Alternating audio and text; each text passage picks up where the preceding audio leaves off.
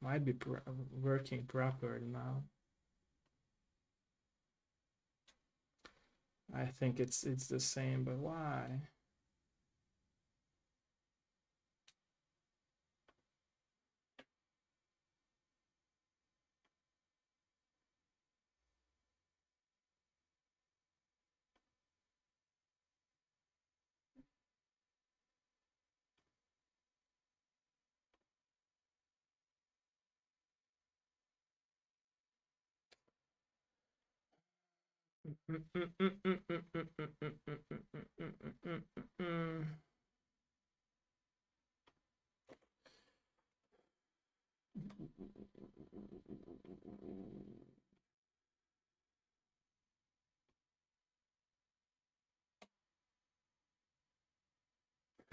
Minnie is saying that she loves your shirt. All the rubber ducks. That was from Timo. Oh, Of all nice. things. Yeah. It's lagging, I guess. Yeah. Yeah, it is. Yeah. It should be okay now. It should be okay now. Oh, yeah, that looks better. Right? Yeah. Yeah, it's obviously it's a bit delayed on my end, but it looks like it's streaming okay. Yeah, now it's okay. I'm not sure what I did or what I not, but it Something worked. should be okay, yeah. It's like a plug in, plug out situation with computers, when there is a problem. It's pretty much the same. Okay, let me announce our stream again on my Discord.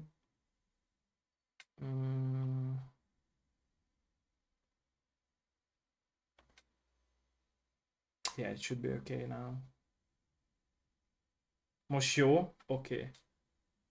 Jó mindenkinek, hölgyek, urak? Is it okay for everyone? Sorry for the delay start, but like I said, I'm not sure what's happening with my computer and with my OBS. Sometimes it's making these problems that the stream is laggy, but it's not due connection issues. So yeah. Okay. Please let me know, everyone, if it's working and we are good to go. And it's okay, Lilium Lady. Okay. And yeah, everyone who is tuning in now, feel free to ask any questions at the end of our interview. We will let you know, so keep that in your mind. And yeah, if we are good to go, then let us know and we will start. Mindenkinek jó, hölgyek, urak? Is it good for everyone? It's not lagging, the voice is good, you can hear us both. Can you hear me as well? La la la la la la la. We'll add some more juice. Okay. Hey, Summer. Welcome. Thank you, Summer, for letting us know that. Okay, minden oksi.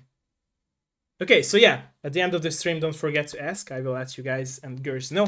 But if you're good to go, Tom, let me know and we can start. I'm good. Go for it. Nice. Ready when you are. Okay, me too. Let's go then. Okay, welcome everyone. In this very new episode of my Dev Live show. I'm Remulto and I'm honored and very thankful that Tom accepted my request for this video interview of mine. And like I'm always saying, let's start with a little bit of introduction. So please introduce yourself for us. So yeah, my name's Tom Hardwidge, and I am a solo dev. I go under the name Tall Story Games. I'm currently working on my second point-and-click adventure game. So I released one called Lucy Dreaming a couple of years ago. You can see that behind you, right? Yeah, that was my first game. Ding. And I'm currently working on a new game.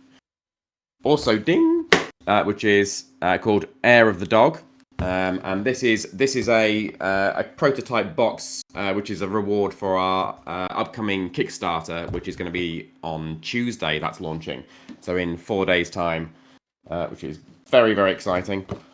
And yeah, so I kind of do everything in terms of the game dev, the writing, the game design, puzzle design.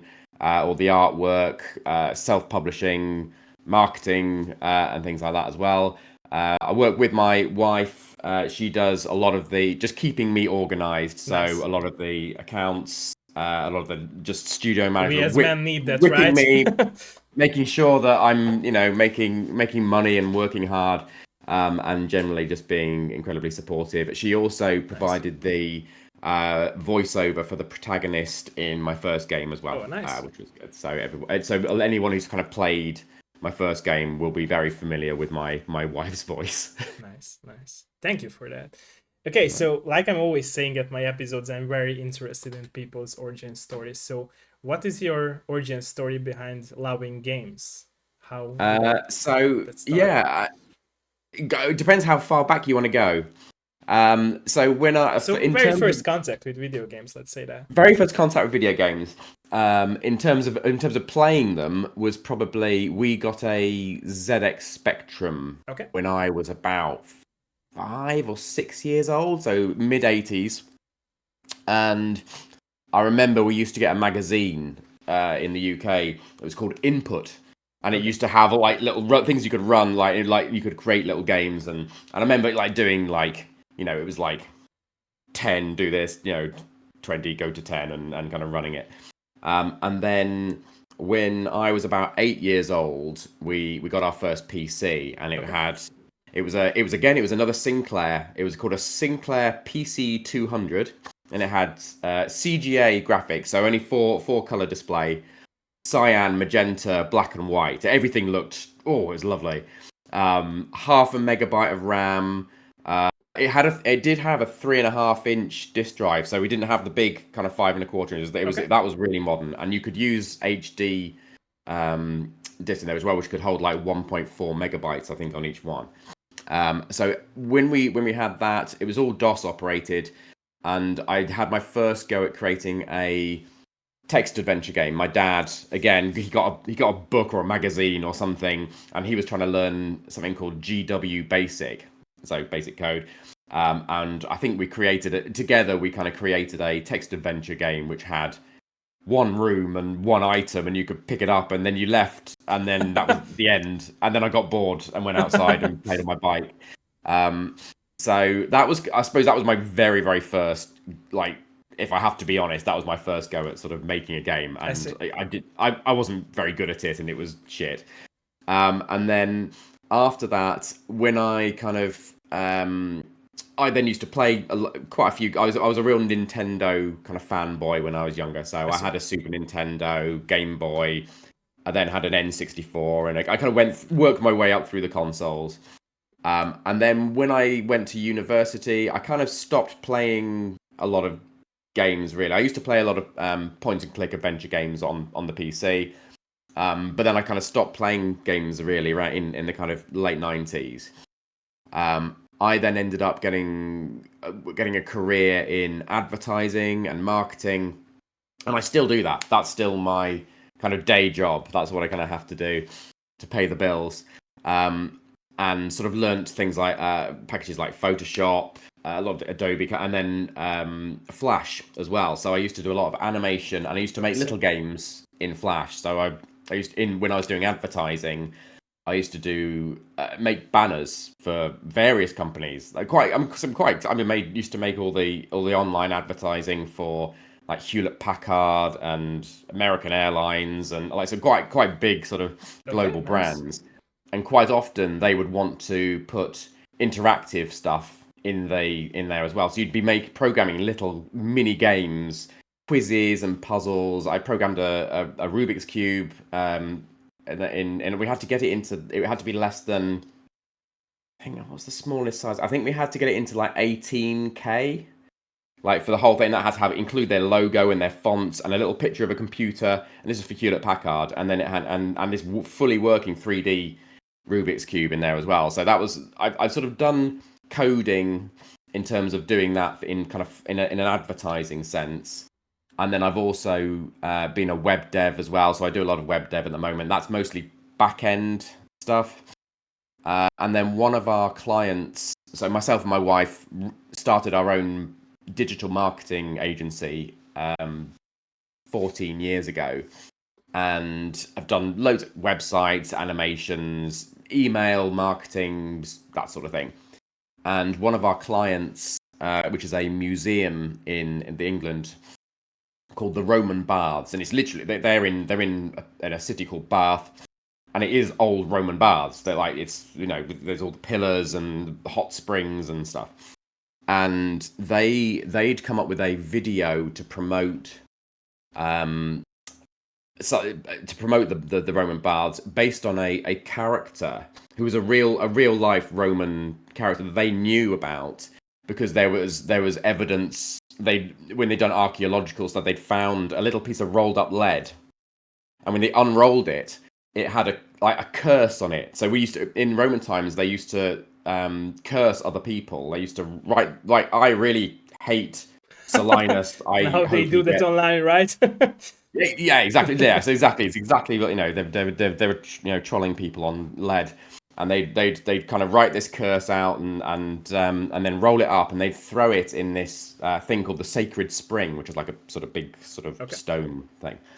And obviously lead survives for thousands of years, so they've dug them all out and they've unrolled them, and there's all these curses in there.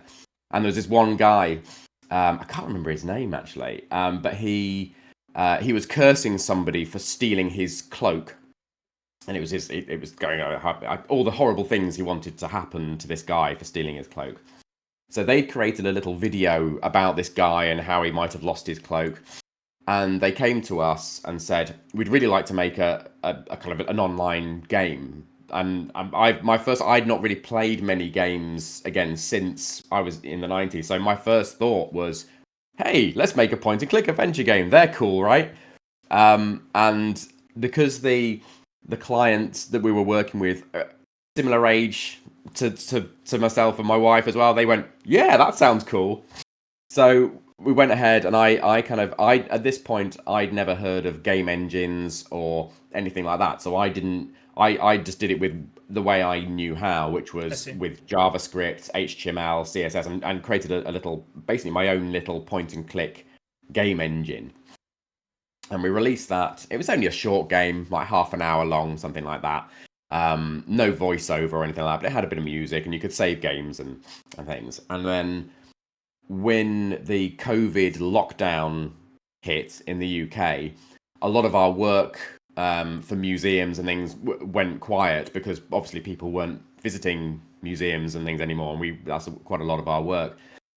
So it was I had quite a bit of time on my hands, and decided to use the same like HTML JavaScript engine framework that I'd made to create another game, which was called Lockdown, and that was all about living in lockdown and doing Zoom calls with people, having to make your own hand sanitizer, and running out of toilet roll, and having to homeschool your children, and all of that sort of everything that we were going through at the time. I made this little game, and I put that out on Twitter, and a couple of Twitch streamers picked it up because there'd been an adventure game jam at the same time, and I'd never heard of a game jam, so they kind of asked me, "Oh, is this part of the game jam?" And I said, "I have no idea what that is." They said, "Well, come and join our stream on Twitch, and we're playing all the other games, and we'll put yours at the end." And while I was on the Twitch stream, there were loads of other people in the chat who are all adventure game devs. They've all taken part in this game jam. They make point and click games, and people like me. And I never knew that there was a community. I never knew that indie devs were a thing. I'd never thought about it. As far as I was concerned, I'd always played, the games, adventure games on the PC from Sierra and LucasArts, big American companies. And then I played console games, Nintendo games, Zelda, Mario, that. And then it had never really occurred to me that there were little studios and little sort of groups of or single people making games just for fun. So it was a real eye opener for me, suddenly meeting all these people. And then they start asking me, what game engine are you using? Oh, I'm using this, and getting introduced to the whole process of doing it properly. And I started thinking, well, I want to try and make a proper game, try and learn a game engine and do it properly. So so I picked a game engine. I use one called Visionaire Studio, which is a kind of specialized point and click game engine. That's what it's built for, purpose built. Learned how to use that. Learned how to do coding in Lua script, which I'd never used before, but very similar to JavaScript and PHP in terms of the way the way the logic works and things. So that was relatively easy to pick up. I'd not really done pixel art before, but I've been using Photoshop for 30 years, so I know technically how to do it. So I to just pick sort of up the skills again, I guess. Exactly. So it's very transferable skills. So I started playing about, putting pixels down and playing with it, and gradually kind of got a bit better. And you can see as my games progress, the artwork gets better, and hopefully the development gets better as well. So I did again when I was in the chat on that very first chat. There was another couple of devs were running a Kickstarter. So I thought that sounds like a really cool. I knew what Kickstarter was, and I kind of thought, oh, that sounds like a great way of funding a game when you don't know whether you can even make a game. So I backed their Kickstarter and sort of chatted to them about it. And then when I started thinking about ideas for my first game, I had that in the back of my mind that actually that's probably what I'm going to do first is build a demo, make sure that by the time I've finished a demo, make sure I'm still enjoying it, I still want to do it, and I'm think of that, am I capable of doing it? Does it work? Do people like it? And then if they do, start put it out to Kickstarter and see what happens. So that's what I did. I started about 9 months before the Kickstarter we kind of wanted to launch. I started kind of building up, a new Twitter account, start building up followers, start building up, posting. I did a devlog as well. I think that really helped. All about everything I was learning. So everything about game engines and streaming and Twitch and everything about promoting, everything about the dev, everything about learning the artwork. People could relate to your experiences, I guess, right? Yeah, it was really good, and people really engaged with that as well. I think people really liked seeing, and you can also learn from it, right? So exactly, and I think it helps a lot of people who are to make the first step, I guess, same thing and going, well, I wasn't sure which game engine to use, and okay, I'll give this one a go, and also I think it helps other people to know that there are other people struggling and with self-doubt, but still giving it a go. Yeah, true. So I mean, my devlog's still live. It's still on like lucy-dreaming.com/blog. I can post the link in the chat. Yeah, sure, do that. Sure, make sure. Do that, yeah. I don't. You know what? I haven't got it open at the moment. I'll send you the link and you can post it. Hang on. I've got the noisiest keyboard as well, so apologies for that. I think I'm going to check it is still live. There we go. I'll send you that. You can post that on my behalf. But then if you scroll down to the bottom, that's the very earliest post, and there's loads of posts on there about everything. Everything I went through to kind of get to that point. And then finally got it funded on Kickstarter, which was great. And then by that point, I've now got hundreds of people who've given me their money. I've got to build it. So it was about 18 months worth of development getting to that point. I released it in October 22, and that was on initially I launched it on PC, so on Windows, Mac, and Linux, and then and mobile as well, and on iOS and Android, and then later in 2023. I spent a few months doing a Switch port and an Xbox port for it as well. So that was a fun learning curve. And now during that time, while I was making Lucy Dreaming, I also did a game jam as well, and I made a little game called Hair of the Dog, which is the precursor to Heir of the Dog, spelt slightly differently. But I put that game out on Steam and mobile, so that ended up being a bit of a test case, learning how to use Steam command line, how to set up, Steam, the whole back end of Steam I'd never seen before. It took me ages. There's a whole blog post about how much I hated the whole process, but it was really But you useful learned it, doing right? that. So it worked out well. Yeah, exactly, and it was good because it gave me when I got to releasing Lucy Dreaming, I already knew how to do You it, learned how to and do, that yeah. was really really Yeah. helpful. So yeah, so that released on console again, so early 2023. But while I was making Lucy Dreaming, other people were playing the Game Jam game I'd put up there. It had about, I think it's had almost 50,000 downloads Okay. since so Nice. it's free. So obviously people are happy to play it, but loads of people have said I'd be interested in playing a full version. So the whole time I'm making Lucy Dreaming, at the back of my mind, I'm You wanted to thinking make another game, yeah. I know what I'm Yeah. going to do You already next. had plans for another game. Exactly. So, and that's what I've been working on. So that's where I am now. Uh, I've done the same process. I've built the demo, which is it's built on the same puzzles and the same kind of bit of narrative as the original Game Jam game. So I've upgraded the graphics, the UI. It has controller support, Okay. various things like that, and then the full game is going to be what happens after that. So that's where I'm at. I've got that. I've got the demo. The demo was released in November, and I've just been kind of promoting, trying to get people to follow the Kickstarter pre-launch page, and just kind of gradually build up a bit of awareness for that, and then launching the Kickstarter on Tuesday. That's the plan, Okay. and then hopefully we'll do the whole thing again. We hope so too, and I'm Yeah, sure I hope that you so. will have success. Yeah. Okay, so Yeah. you mentioned that like you had a period in your life during when you were not into video game industry, Hmm. and so my question is, do you think like life wanted you with intention to go back to gaming? I mean, I think it's a midlife crisis. I think I've reached that age Okay. where, so I'm 44 years old.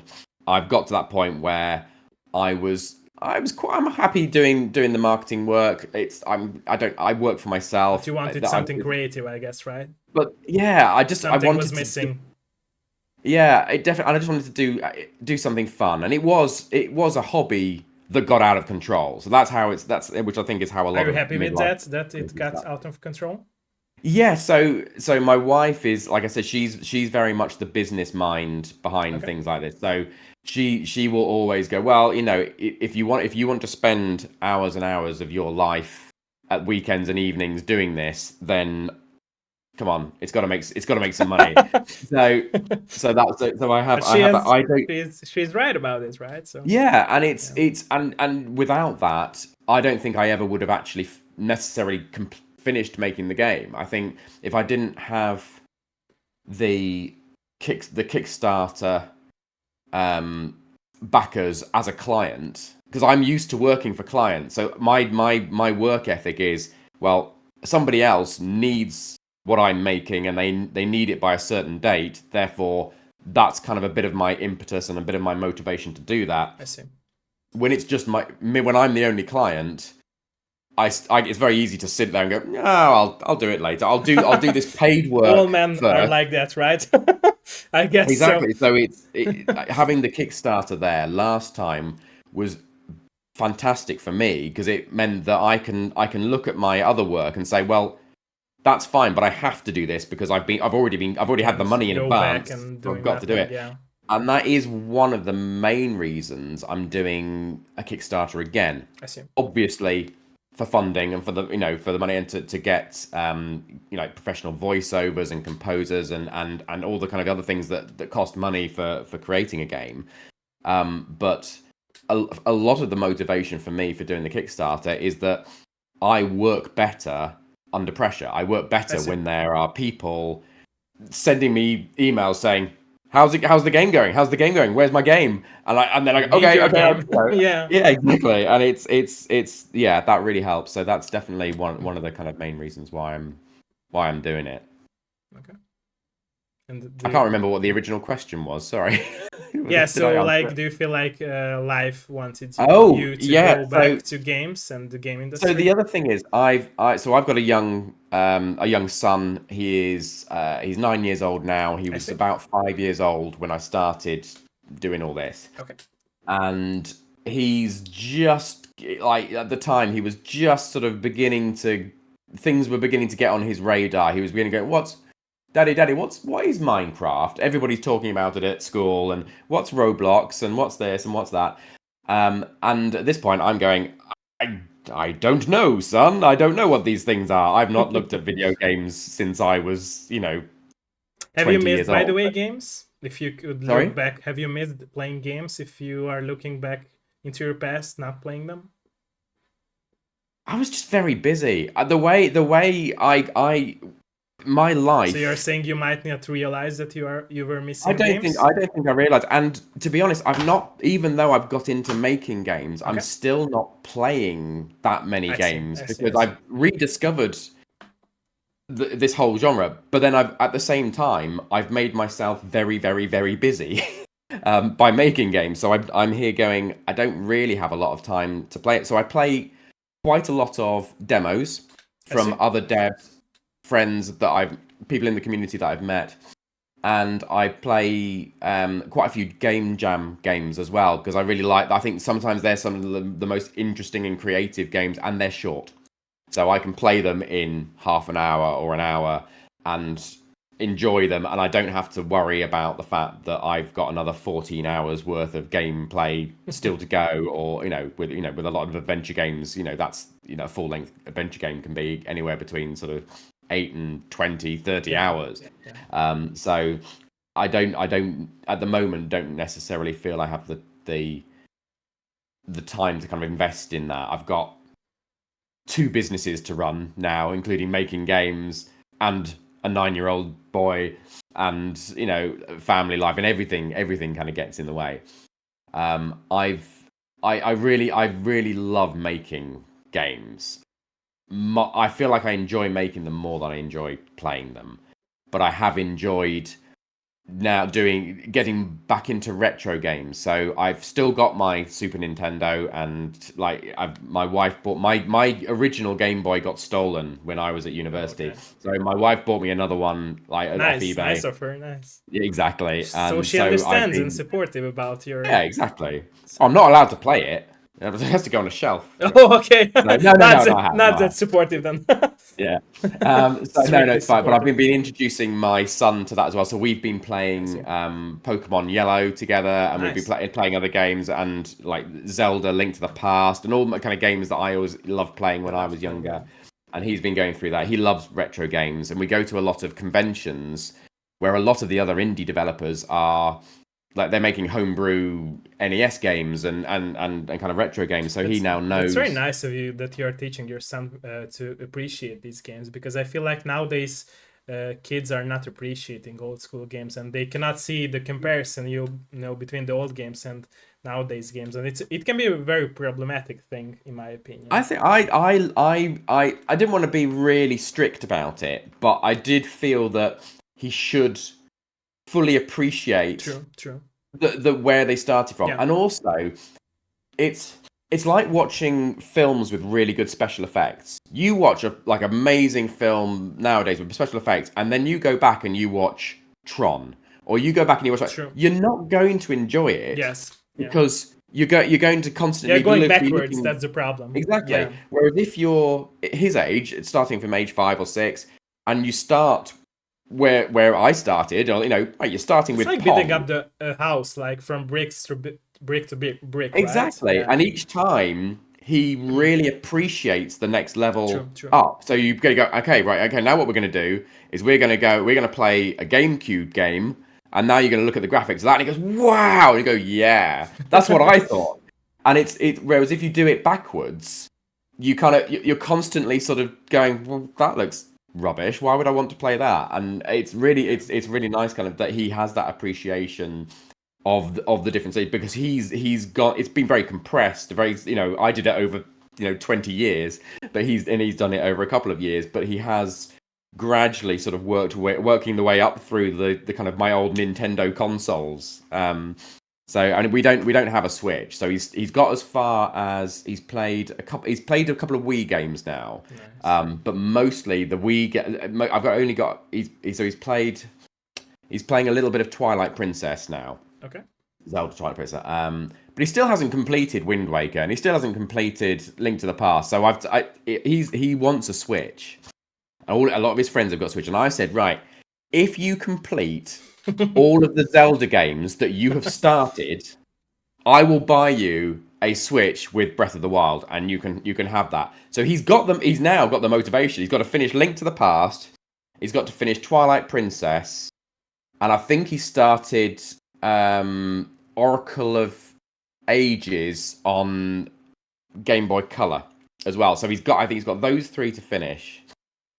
Did he start? He didn't do it. He hasn't played any of the N64 bits, so he hasn't got Ocarina of Time to get through as well. So he's got like three full Zelda titles he's got to get through. Nice. And if he gets through it, then fine. He will. Like, I hope so. I hope so. But I'm sure that's because like I feel like kids always have like more patience for these games, and they are willing to try 100 times. Because you've not met my son. Not like adults now. My son has no patience whatsoever. So he plays it a bit, and then he goes, Daddy, can you do this dungeon boss for me? Like, no. That's the whole point of this, is you got to get past all these bosses. You got to learn the skills. Nice. But he tries to get away with it. It's like, oh God, please, can you I can't do it because my fingers are too small. I can't. Yeah. Do you think that he will enjoy playing games in like 10 or 20 years later?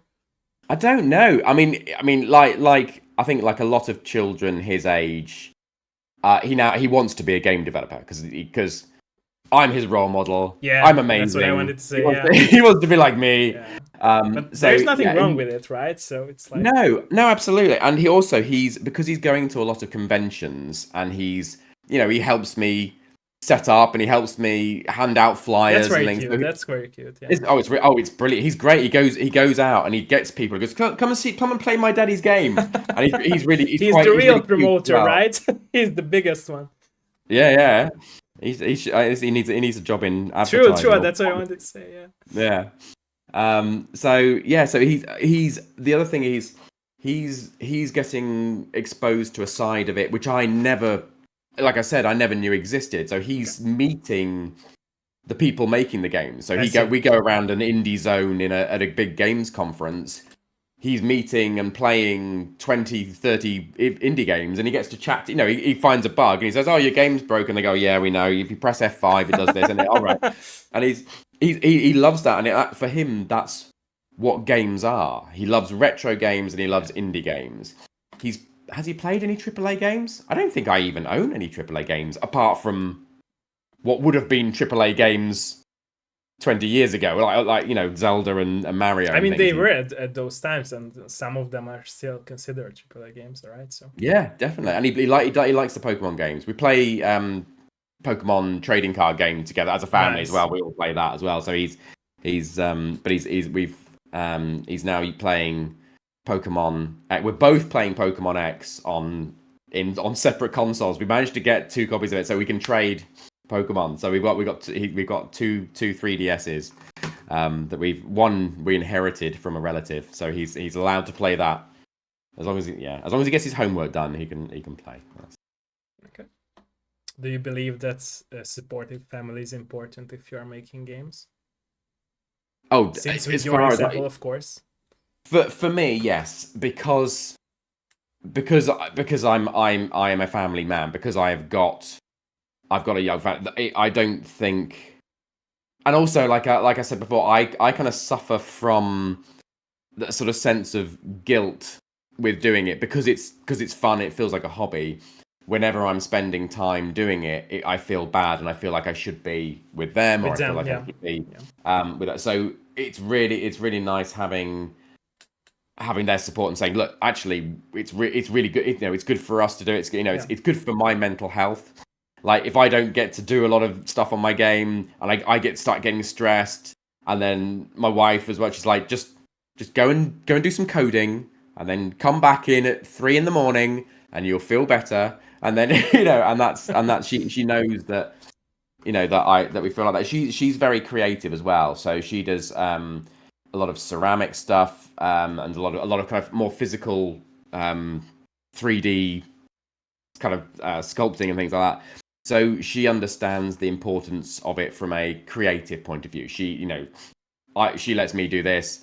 I will then, I say let, we let each other, we give each other permission to do our creative outlets, and this is mine. So it's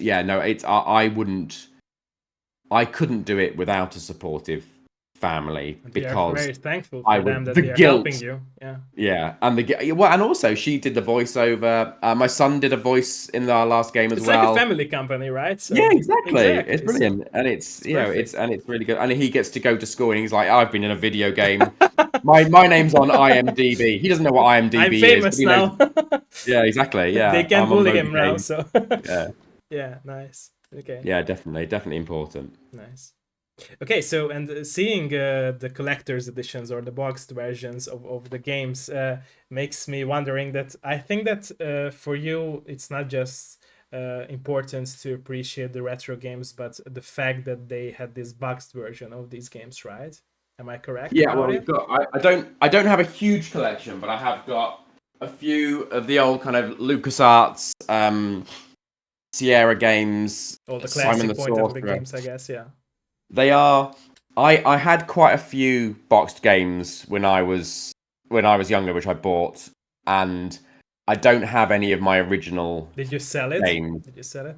No, I think I just threw them away because when I went to university, I think my parents moved, and they said, right, come back, one weekend, go through the boxes. Do you want any of this stuff? Because if not, we're going to throw it away. And I kind of looked through it, and I didn't care about video games at the time, so I went, no. I kept my Super Nintendo, and I kept the Super Nintendo games, and I am so glad that I did. I really wish I'd kept my, oh my god, there's a lot of things we all did that, right? We all did that, right? Yeah. I don't want to start crying, but yeah, there was a lot of old Sierra games, LucasArts games, and collector's editions and things that I'd bought just at the time when I was playing them. So it's nice now it being in a position where it's all part of the same midlife crisis that I am, but I've bought a few kind of older games in box versions, and I get quite a lot of boxes from other Kickstarters that I've backed as well. So because all the other devs, especially in the adventure game dev community, are all really supportive of each other. So we all buy each other's games. We will, if we can support on Kickstarter, like a second family, I guess we could say. Right? It is. It's absolutely. It's been so welcoming and so supportive. It's fantastic. And so I've now got loads of physical versions in various forms and T-shirts and all sorts from other people's Kickstarters.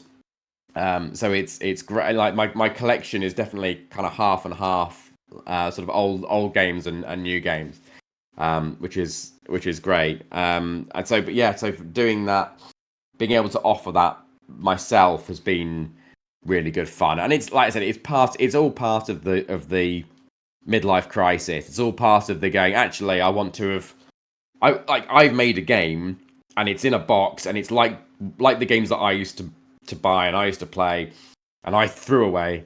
One day people will throw my games out, and then they'll wish that they hadn't. Don't say that. No. No, but I want them to. I want them to throw them away, and then like then 20 years later, again. 20 years later, everybody says, "Oh, I really wish I hadn't thrown my box away." And I say it's okay because I've got a few boxes in my loft, and you can have it for £1,000 for more money. Yeah, exactly. Yeah, exactly. When they've gone up in value, that's perfect marketing. The business model. Exactly. Yeah. That's the business model I'm working to. Yeah. The long game. When I retire, so it's but it's a vanity. thing. I'm not going to pretend it isn't. But also the kind of Venn diagram of big box physical game collectors and point and click adventure fans is like there's a lot of crossover. Yeah, true. So a lot of people in the adventure game dev community and the adventure game fan community, they all love the old games. True. And when we've had these boxes designed, they're made to the exact same dimensions as the old Broken Sword boxes and old Monkey Island boxes. So that if you have a collection of LucasArts or point and click games, they all fit nicely. They all fit on the shelf. Yeah. There's nothing worse than one box. Yeah, exactly. Some is taller, some is smaller. Yeah, exactly. So that's good, and it has been profitable as well. So I think a lot of people are very wary of doing physical rewards on Kickstarter because you can end up in a bit of trouble if your shipping or logistics isn't right, or you don't work out your pricing quite right, and then you end up having to order boxes and you don't know where you're going to order the boxes from, and then the place you were going to order them from closes and you have to order them from somewhere else and they're more expensive, and it's more work, I guess, but it is for me. And again, for my wife Emma, she's very organized, and we've done a lot of print work and stuff in the past and procuring things, so that side of things doesn't worry us too much. We know how to work out a spreadsheet of how much things will cost, and well, if only 20 people want this, then it's obviously more expensive per unit, so we've got to make sure that the level, the pledge level is high enough to cover it. So the profit margin on physical ones isn't as high as it is on digital, because obviously digital rewards are free for me to once I've made them, I can give them to 1,000 people and it doesn't cost me anything. But for me, there's something lovely about knowing that there are hundreds of shelves around the world where my game is. It's a very nice feeling. Exactly. Or they're just stuck in a box in someone's attic. That's it. That's fine. I'm happy with or that. Maybe they will sell it for more money, right? Yeah, exactly. Idea of what figures do, yeah. That's a sad thing, by the way. Yeah, that's a sad thing. Yeah, no, it needs to be played with. It's like that. So I've got loads of old Transformers. Not loads actually. I've got two of my original Transformers when I was younger. And sorry, I don't know why I'm talking about Transformers. No, it's okay. But I'm going to. And I've got a few that I collected when I was about in my 20s. And they're in boxes, and some of them are in good condition. But when my son got to the age where he was really interested in Transformers, I got them out. It's like, play with them. I don't like these Transformers would be sad if they never got played with again. If they just sat in the box. Yeah. So as far as I'm concerned, you can be careful. Try not to pull their heads off. But if you do, that's the life of a toy. Yeah. So as far as I'm concerned, it makes me happy. It's the part of the fun, right? So yeah, it makes me happy knowing that he's enjoying playing with my Optimus Prime the same way that I played with it, and I love that. So I'm sure there are lots of people out there who would be horrified and would be being sick at hearing what I'm saying. But but for me, that's part of it. Like the games want to be played, toys want to be played with. For me, that's part of the joy. Okay. Do you feel like you would regret your decision on not making games if you? I don't know if it's something about my brain that does it. I don't regret things. Okay. I don't enjoy bad consequences of things I've done sometimes. So I try not to do bad. It's not like I'm a psychopath that I don't know that I've done something wrong or that I've done something I could have done better. Okay. But I've never understood the reason to say, well, what if I'd done this, or wouldn't I should have done that. Well, I didn't, and I am where I am. So if I can't put it right somehow, there's no point worrying about it. And if I can put it right somehow, and I feel I should, then I will. Okay. And that's always so. My wife's the other way. So she worries about stuff. She will say, well, what if this happened? What, or oh god, she has a lot of, and I have to sort of be the other side of the coin and say, well, balance each other, right? what's the point? Like, okay, that's it. Yeah, it's okay. Something bad happened. Somebody said something. You said something. You wish you hadn't said, But if if it means that much, you like put it right or don't. And it's like it's as simple as that. And life's too short. I mean, we're just on a tiny rock spinning around in an infinite universe. True. Frankly, it doesn't really matter, does it? True, but I'm very happy for you that you started making games and you got into the game industry again, and it's nice. I'm happy about it. I love it. It's brilliant. It's like your childhood memories coming back, right? So, and also with having a son, like it's your childhood memories coming back. Yeah. With also having a son and making games together. Yeah. I would love to know. I believe in that, by the way. So I believe what you said about midlife crisis, and everyone is like going back to their inner child and having childhood memories coming back. Since I had a sorry for interrupting. Yeah, no, please go for that. No. Well, I was just gonna say, I'd love to know what my 10-year-old self would think. I'm glad that I've done something that if I went back in time and visit and showed like me as a child, say this is what I did, he'd go, cool. Like I'm happy.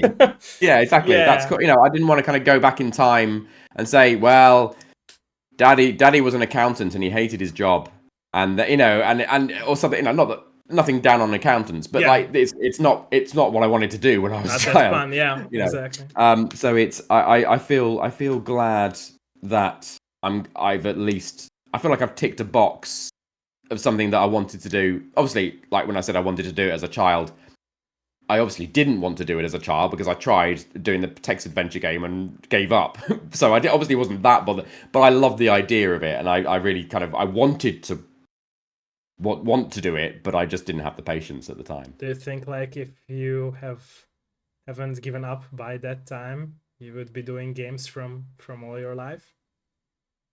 Oh, I don't know. Oh, that's a good question.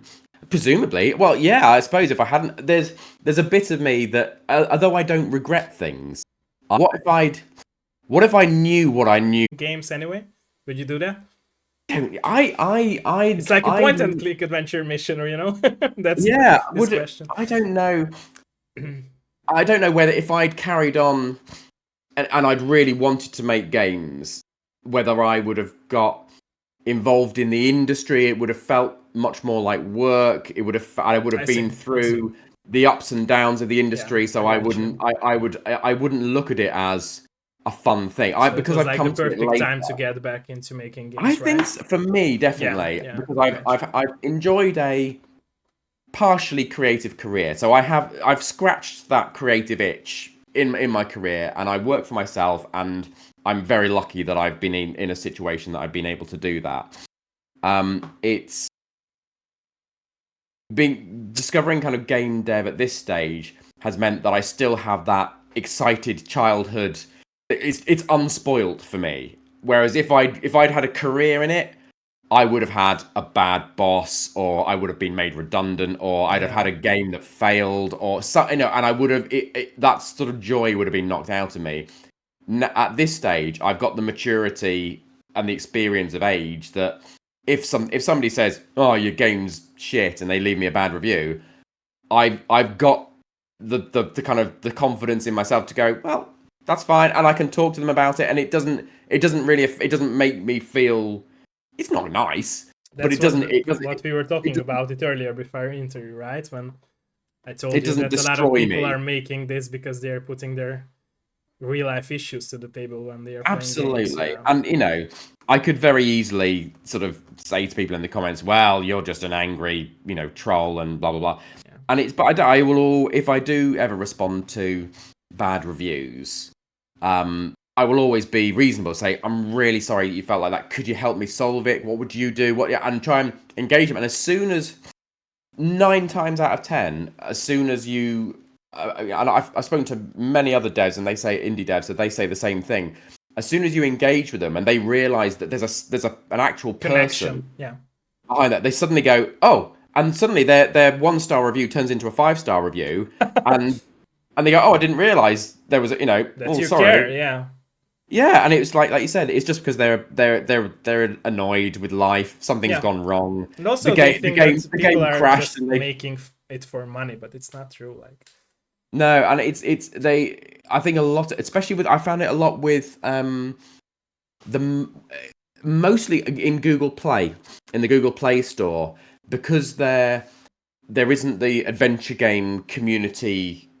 It sort of isn't like so in Steam there are little niches of games and game genres, and if you live and play or dev in one of those, then you know the score for the most yeah, part.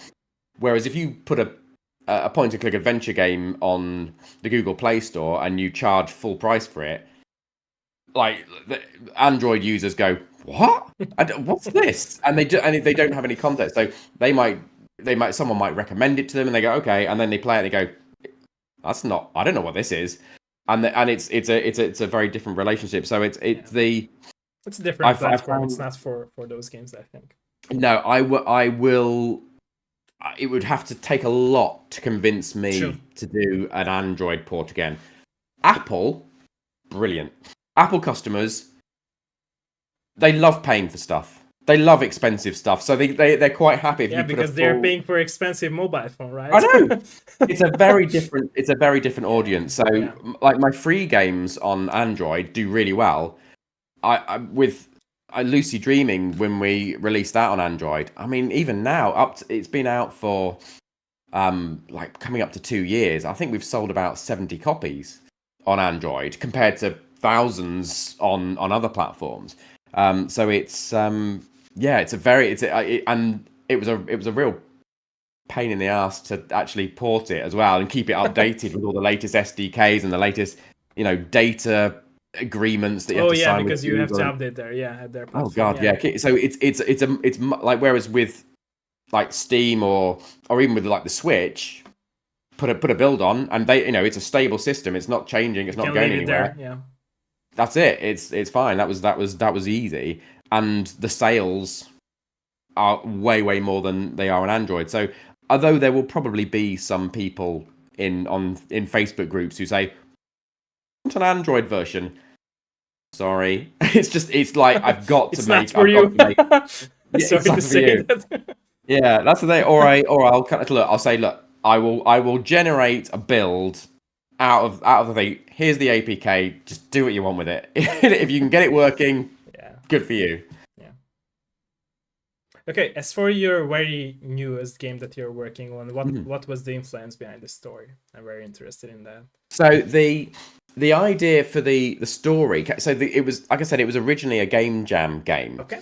and the game jam, like with most game jams, they will have a some sort of inspiration or some kind of brief, I suppose, that you have to work to. And the idea for this one, the kind of theme for the game jam was a good time, and that was it. And then people could do whatever they wanted with that, and they did. Like the games are so varied, and I kind of thought about that, and my thought was I wanted to do something a bit like a Jekyll and Hyde thing where there was a good time and there was a bad time, and so it was the kind of the difference between the two times. So in the game, there's a mechanic where you have a pocket watch. Okay. If you wind it forwards, it goes forward 12 hours, and during the day, you are in a kind of human form, and then at night, sort of between 8 p.m. and 8 a.m. In the morning, you are in a kind of beast form, like a sort of monster kind of character, big hairy thing, Okay. and you have different abilities in that time. So at night you can't talk to people, but you can sniff things, and you have more strength, and you can talk. And in the full game, you can kind of talk to animals, and you can there are things that you can do in that state. But when you're in your human state, you can talk to people, and it's daytime as well. So some of the shops will be open, but they might be closed at night, or there might be different characters out and about in the day. And then, when you go out at night, it's set in Victorian London. So you're going to get all the shady characters coming out at night in the dark alleys and things. And during the day, you might have more respectable people walking around and things. So the idea for the kind of mechanic behind it was this kind of good time and bad time. And one of my favorite games growing up in the 90s was Day of the Tentacle. Okay. LucasArts game. Absolutely loved that game. And what I loved about it was the fact that you could go backwards and forwards in time. And so things you did over here affected the future. And Would you you could like you to have do this that in real life too? Do you believe that you would like to do that in real life too sometime? Oh God. It would be possible. It would, oh. Because it influenced you, right? So it's got to be the point. Yeah. So what I would do, I don't like no regrets, but what I would I want to I'd want no. What I would want to be the younger me with the knowledge I have now. Okay. I don't think I'd want to go and interfere. Although I might want to go, like I said, meet my former self and say, "Look what I did," and just to see what he said. But then he'd probably just say, "Fuck off, Granddad. I don't, I'm not interested." So it's, I don't know what I'd say to myself, and maybe I wouldn't like it. Maybe I'd be disappointed.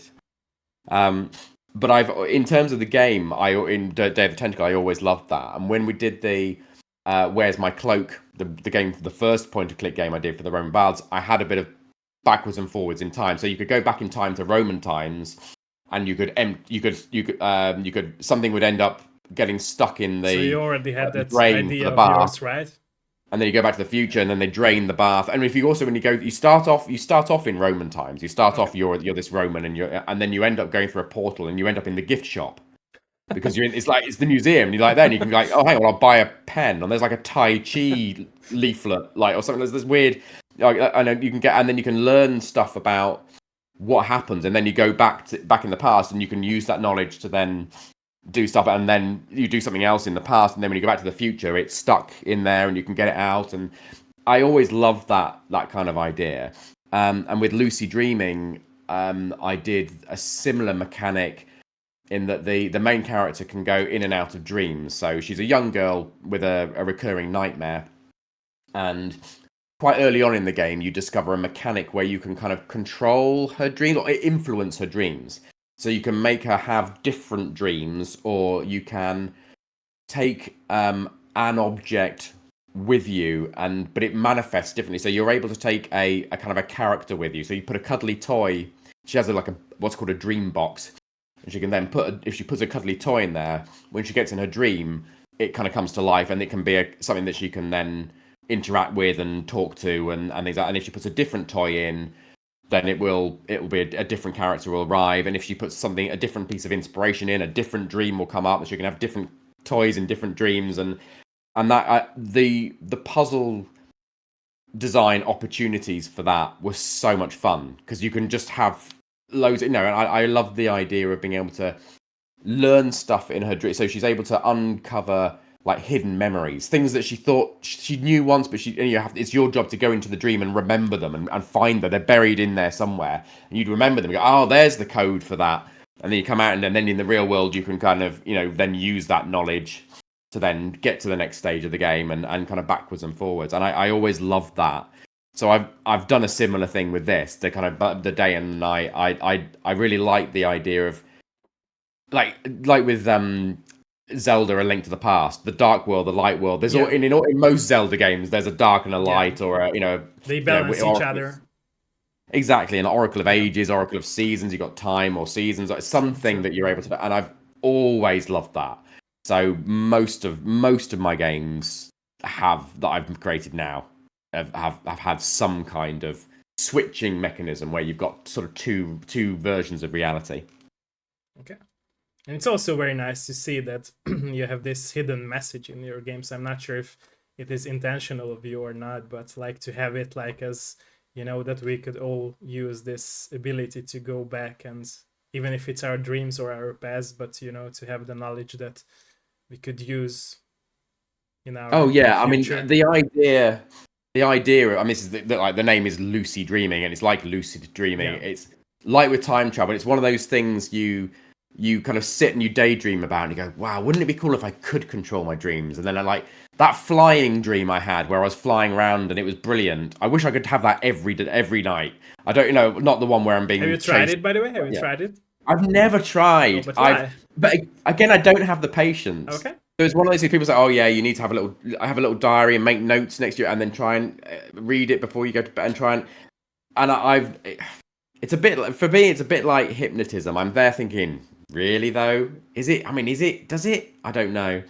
And also now, I mean, obviously, I share a bed with my wife as well, so I don't really want to end up like doing something weird. I don't know. It's like if I was on my own, I might have a go, but She I will don't know. I don't organize want you to. anyway, so Yeah, well, that's nothing true. bad Yeah, could happen, right? I should get her to organise my lucid dreaming and say, right, okay, here you go. You got a spreadsheet. This is what now you need to do this.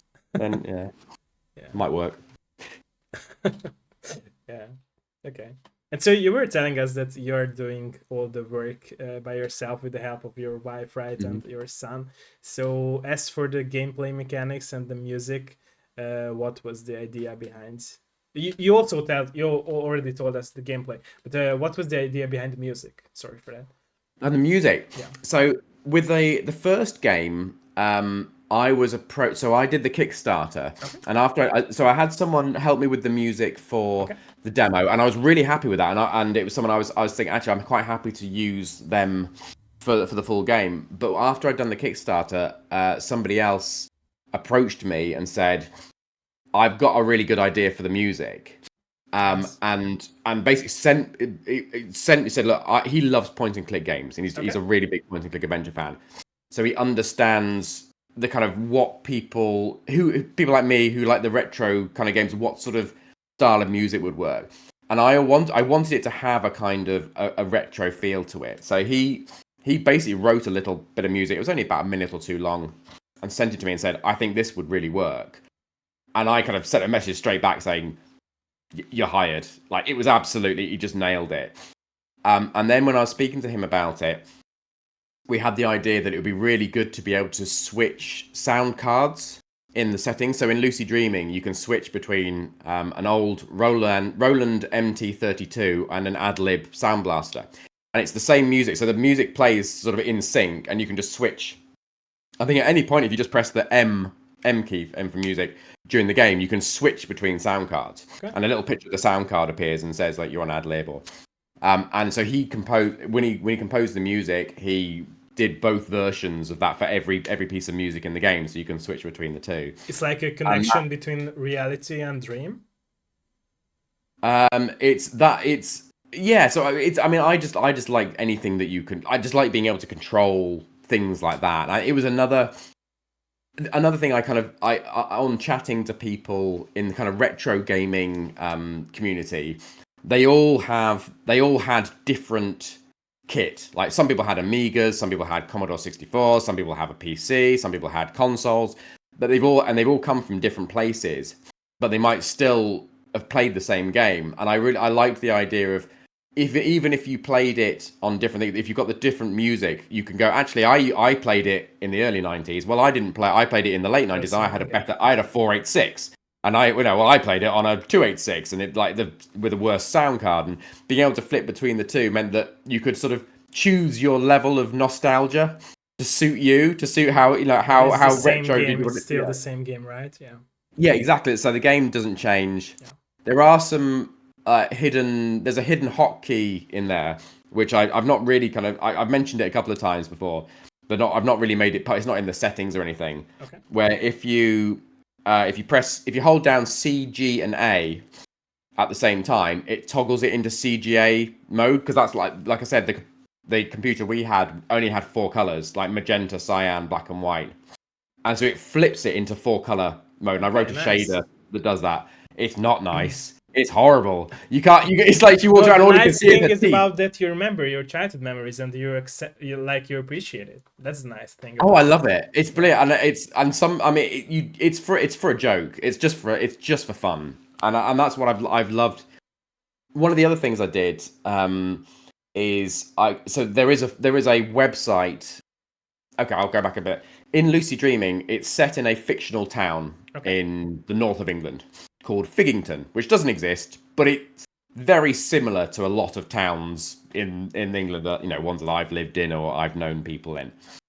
And I created a website for Figgington for this made, and it's a website that looks like websites used to look in 1994 and 1995. You know, it's got little animated GIFs on it, and it's all the sort of the padding and things is all wrong, and it's like all the links are bright blue and it's and yellow, and it's horrible. But it's got a lot of the backstory for some of the characters. There's like little poems and recipes and things like that, and stuff about the characters, and it mentions like what's been going on, and it's like stuff like people writing a blog on it who then start criticizing someone, and it tells you about someone's wife who left him, and he's in the game, and you can't work out why he's, you know, the way he is. And so I really like that sort of, you know, and it's mentioned in the game. So there's a shop window which says, oh, go to figington.co.uk for your local parish council news. It's a very nice promotion, right? And very, very clever It's one. great, yeah. It's got a guest book on it as well. I wrote a guest book, so people can go and just like everyone who's written in the guest book who's found it. It's got like a counter that shows you how many people have visited it, Nice. and you can go and sign the guest book. And everyone who's done it has done it as if they were visiting the town. Like everyone's played along. All the people who've come to the website, none of them have gone, oh, I like your game. They've all gone, oh, I really enjoyed visiting Figington. You should go to visit the museum or the library. And it's brilliant. So it makes it kind of builds the whole kind of experience. And that's I always loved going back to the big boxes. I always loved the kind of physical rewards that were something from the game, like a map, or in the big box for Loose Stream, we've got beer mats from the local pub, and there's a bar in one of her dreams, like a comedy club, and there's like a beer mat from there with like sort of information about that on it. And I always loved those physical items from the game world that clearly never came from there, but they feel like they did, and that's one of the other reasons why I really wanted to do the big boxes, because I always loved those sort of in-game physical things that like link you with that place that you visited in the game. Yeah. Okay, so you also mentioned that you're not very patient about like playing through all these long ass games, and so what were you aiming for with the length of your games? Since that. So I was aiming for 6 hours. Okay. So the only reason for that was because I followed another couple of Kickstarter campaigns, and they said 6 hours, and I asked some other devs, and they all said 6 hours is good. Like, that's fine. So that I thought, right, if I manage 6 hours, that's fine. What I don't want to do is have it so that if people play through it like really fast, I don't want people playing it quickly and ended up with it being only 3 or 4 hours. So what actually most people say it's about 8 to 10 hours. People who are like real point and click experts, they can do it in about 6. You can speed run it in 2 to 3 hours, but you have to really know what you're doing and go exactly where you need to go. Even then, it still takes a long time. So it's about 8 to 10 hours. Some people it takes 12, some people it takes 15, 20. It depends. There's lots and lots of detail, so you can click on almost anything in all the scenes, and there's something that it'll tell you about it, even if it's just a joke or something that you can kind of interact with. And there's a little hint system that will, if you kind of hover over it, it will show you where the important things are in a scene. If you want to, say if you're streaming the game or you want to play it quicker, you don't have to kind of explore everything, but you can if you want to. So some people want to click on everything and they want to explore, and obviously for them the game's going to be twice as long, 3 times as long. Yeah. Some people just click, and they want to solve it they and get want out. To rush it.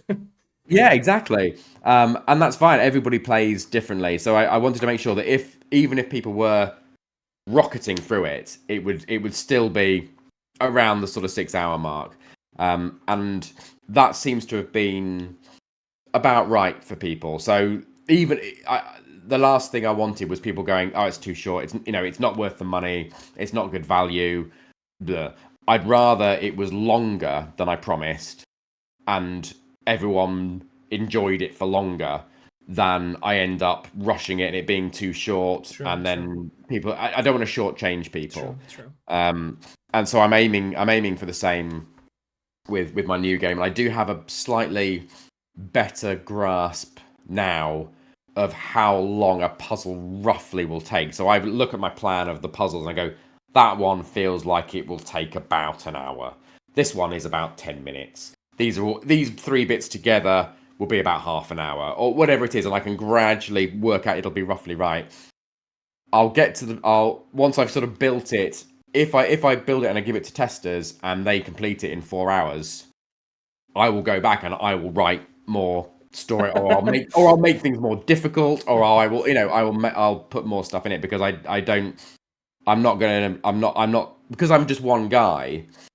I can be really flexible. So if I want to change something like that, I go, right, I don't have to then go to an artist, and say, oh, could you draw another one, and then have to pay for that. That's very good, by the way. That's very good. Yeah. It's I love it. I love being able to. I've given myself a lot of freedom for this. So I've written a plan. I've got the narrative. I've got a list of puzzles and kind of narrative milestones that I want to hit. But I've also given myself a lot of freedom. So I've sort of said, here, I want a puzzle that's about this and has this character involved and this character involved. And by the end of it, you have this, or you understand this, or you have got from one location to another.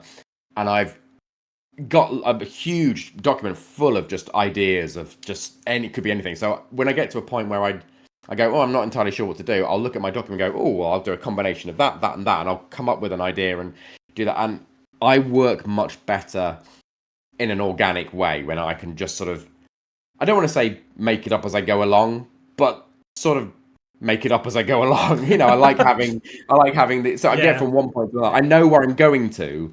It's like chaotic, but you still find like peace in chaos, right? Oh, it's much more fun for me, because it means the whole making of the game is a bit like playing a game. Yeah, it's like I don't know. I can draw a scene and it might have a cupboard or a door or something like that, and I don't know what's behind that door. And I can, if I don't figure it out on the go, right? Sorry? You will be figuring out on the go, right? Yeah. Exactly. So I'll go. I'll literally get to the point. I'll draw a little hotspot around the drawer or the door or whatever it is, and then I'll start putting the commands in. So look at drawer. It's a door. Okay. Use door. It's locked. Okay. No, it's open. What's in it? It's got a toothbrush. That's very nice. That's like you would be dreaming, right? And going back to your dreams. Yeah, and I can put whatever I want in there. So I put, there's a golden weasel statue. Right, oh, brilliant. Okay, so now I'm carrying that around. So what am I going to do with that? Oh, well, I can use it over here. Oh, its head fits in this hole and I can twist it. It could be anything. And I love the fact that I can surprise myself. It also means that because a lot of it is so transient, it means that sometimes people will be playing the game now, especially now kind of 18 months on, they'll play a game and they'll tweet something or they'll post something, go, oh, I've just found this, or a bit of dialogue that made them laugh or they liked. And I'll look at it, I go, I don't remember that at all. I don't even remember putting that in. Because you had the same fun that they were back then when you were designing it, right? So exactly. So occasionally, occasionally when I was testing it, I'd play it, or actually it was more when I was watching people streaming it. They'd go to do something. I'm going, oh God, I hope I wrote a bit of dialogue for that. I hope I wrote a thing, and they'll do it, and I go, and I start thinking to myself, I probably would have said something like this, and then they'll do it, and it'll say something like that, or it'll say something completely different. I go, oh yeah, that's much better, or oh no, that's and it's really nice to go, God, I had no idea I even did that, and I love that I can surprise myself with, just because everything was just so kind of. Yeah. Like I said, it was just transient. Everything was just done in the moment. Yeah. So what do you think, like, what skills have you picked up and how have you developed yourself as a person since you started making games? I got more, I suppose I have got more confidence. Okay. In I've got more knowledge of, like I said, how long puzzles are going to be. So I can look at a puzzle on paper and I have a rough idea of how long it will take and how difficult it will be for people because I've now seen how people react to my kind of puzzles in the past. What else have I learned? I am more confident now. I've released a game, and it hasn't been. It's been very well received. It's had good reviews. I mean, it's 99% on Steam. It's only not 100% because somebody left a bad review a few weeks ago, because they didn't like. There are elements of. It hints at kind of animal cruelty a little bit. So the character, her brother in it, is a bit like Sid from Toy Story. He's like he likes to take it, he likes sort of experimenting on animals, and you never get to see him do it. It's always just implied. But at some point you have to try and his gerbil goes missing, and you have to try and get his gerbil back. And there are people who didn't like the fact that they were giving him his gerbil back, and they knew what was going to happen to it. And you never see anything. You never, and there is a reason why he's like that. And when you get to the end of the game, you understand a bit more why he's like the way he is. But people didn't get that far and didn't like that. And that's absolutely patience, I guess, right? And everybody draws the line differently for different things. And I there's no way I would ever criticize someone for not if they don't like that, that's fine. And I could have replied to the review, and I could have said the same thing. Say, look, well, obviously I didn't mean to offend with it, but I thought, I don't necessarily want them to retract the review, because if some people do feel that way, it's more helpful for me if that review is on there, and anyone who is sensitive about that sort of thing would look at it and go, it's not for me. Yeah. And I'd rather it was there and people realize that than it, like, for some reason I convinced them to, turn it into a positive review or something, and then no one read it, and then someone else had the same feelings. It's perfectly valid that they felt that way. It was unintentional. I'm an animal lover myself. I do not condone animal cruelty in any way. But I did in the game. I admit I made light of it, and for some people that's a trigger for them, and it's an important issue for them, and that's absolutely fair enough. So the other things I've learned is I have learned to accept bad reviews and deal with them and sort of learn from them as well. I could be really annoyed by that and really upset by that, but actually I look at it and go, fair point. I won't do it in the next one. My next game won't have any animal cruelty in it because, or even hints of it, because it's probably unnecessary. I feel it for the narrative of the game in the last one, it was more necessary, but I probably could have done something where you're able to give him his gerbil back, but it's going to be okay. I could have rewritten it in a way that would have been fine. But I mean, it's also like it could be a message for people to realize that it's a real life problem, it's a real life issue, right? So people can take it in another way and with another perspective, right? So I'm not going to deny. It shouldn't be the case that people are so sensitive about it. I'm not saying it's bad or anything. It's just like, I don't know. Yeah, and to be fair, I mean, their review was fairly written in that way, in that they said, look, so it wasn't harsh. They sort of prefixed it with, I know it's not a real gerbil. I know this didn't really happen. I know it's all made up, but I still didn't like it. And it's like, at least, because my first thought is, like, no animals were harmed in the making of this game. Yeah, exactly. So, but it's that's still their thing. I feel it was an overreaction. I feel that I feel that if they maybe understood necessarily the impact. Yeah, that's what I wanted to say. Yeah. Once you've got one bad review, it's impossible to get to 100% on Steam. It's because it rounds up. So no, it rounds things down. So even if you got 99.9999999%, it will always round it down to 99. It will never round it up to 100. So that's, as soon as that came in, that's it. My 100, like the rating I'd had for a year of 100% just wiped out, gone. But that's life, and I'm not going to be too worried about it. Also, there was something slightly suspicious about a game which has 100% rating. Like, it looks weird. Like if a game, it says like 100% positive rating, I feel like it looks like something's going on, someone's tried to, like, it's fraud or something. Like as soon as it was 99%, it looked, oh, that looks like a genuine thing, like a genuine score, rather than 100% score. It's like, hang on a minute, there's something's going on. True. Yeah. I've kind of embraced it, and I've that's definitely something I've learnt to deal with. Again, with the Android reviews on things like that, because people on Android will, if there's technical issues, the fact that their device, their old weird device that they bought in like somewhere 20 years ago, some back street of Korea, doesn't run it.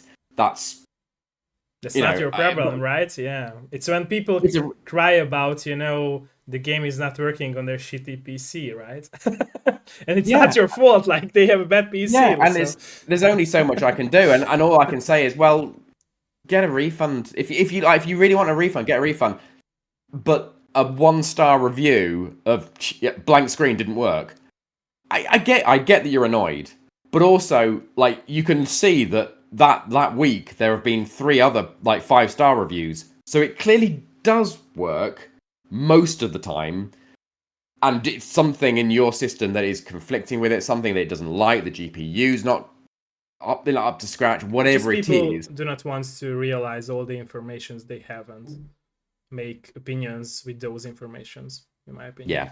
Yeah. But it's all of that experience has helped me to. It's not that I don't care about bad reviews, but I deal with them better now than I did when I first did it. Like every bad review was like, oh, people don't like my game. And it actually, when I look at most of them, very rarely was someone criticizing the actual game. What they were criticizing was the fact that there was a bug or something didn't like you said, there was a problem with the screen was flickering, or the touch screen didn't work properly on their device for some reason, or there was a technical issue, and most of the time that was it. Because bugs I can fix. Bugs I can just do an update. That's easy. That's fine. If it's the best things when there's a bug or there's a problem or a bad review, the best thing for me is when I load up the game and I do it and it has the same bug. If it does that, then I know I can fix it. There's a way I can do it. And if it's something that is in my control, that I'm happy with that. If it's something that's out of my control, like it's a problem with the game engine or it's a problem with a technical issue, that used to stress me out a bit, because I want to fix it. I want it to work for them. I want them to be happy, and I can't. There's nothing I can do, and I feel awful replying to them saying nothing I can do, because I feel like I should be able to fix it. That's like I published it there. It's my responsibility. But I've got over that now. I know. I'm just not going to publish it on Android. That's it. Problem solved. Sorry for those users, right? Yeah, that's it. Hard luck. Okay, so and making this game of yours, are you still like have another ideas for the future games of yours? I'm kind of absorbed in the game that I'm doing, but one thing I have been very aware of with Lucid Dreaming was that the game narrative was very much based on that location and that character and that moment in her life. Okay. And I don't think that people have asked me if I'll make a sequel. I can't necessarily think of something that would make that much sense and make a full game out of. Whereas with this game, with Hair of the Dog, it's much more like the character itself, I feel, is what sort of works for it. And like so in this he's a little bit like, so it's a bit like Mr. Bean, and like he's this guy that this stuff kind of happens around him and he doesn't really know what he's doing, but he's kind of bumbling through. He's similar to you, right? But yeah. He's still managing. Yeah, he is. He is like, come on. By the way, I wanted to say this. So the first game might be your wife, right? And this game might be you, right? Yeah. Well, I must admit, I am doing the voiceover for him.